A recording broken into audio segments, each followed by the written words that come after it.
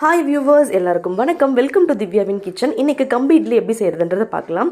கம்பு வந்து நான் ஒரு 250 கிராம்ஸ் வந்து எடுத்து க்ளீன் பண்ணி ஊற வச்சுக்கிறேன். கூடவே 100 கிராம்ஸ் வந்து தோல் உளுந்து ஊற வச்சுருக்கிறேன். ஸோ ரெண்டுமே வந்து ஒரு 6 ஹவர்ஸ் ஊறட்டும். அதுக்கப்புறம் தோல் உளுந்து வந்து தோலெல்லாம் எடுத்துகிட்டு கம்பு உளுந்து எல்லாத்தையும் வாஷ் பண்ணிவிட்டு மிக்ஸி ஜாரில் போட்டு நான் அரைச்சிக்கிறேன். கம்பு வந்து கொஞ்சம் தண்ணியாகவே அரைச்சிக்கலாம் இந்த மாதிரி. இப்போது தோல் உளுந்து வந்து தோல்லாம் எடுத்தாச்சு. இப்போ நான் வந்து உளுந்து வந்து கொஞ்சம் கெட்டியாகவே அரைச்சி எடுத்துக்கோங்க. ஏன்னா இட்லி செய்யும்போது நமக்கு வந்து பேட்டர் வந்து நல்லா கொஞ்சம் திக்காக இருந்தால் தான் இட்லி வந்து நமக்கு வரும். தோசைனா நமக்கு எப்படி இருந்தாலும் பிரச்சனை கிடையாது. இப்போ வந்து உப்பு போட்டு கரைச்சி வச்சாச்சு. 6 ஹவர்ஸ் வந்து நல்லா புளிக்கட்டும். கம்பு மாவு உளுந்து அப்புறம் உப்பு போட்டு கரைச்சி வச்சுருந்தேன். இப்போ 6 மணி நேரம் கழித்து பார்த்துருக்கேன்.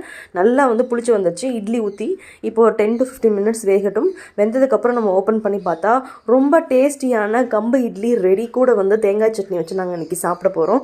சூப்பராக வந்திருக்கு. தேங்க்ஸ் ஃபார் வாட்சிங்.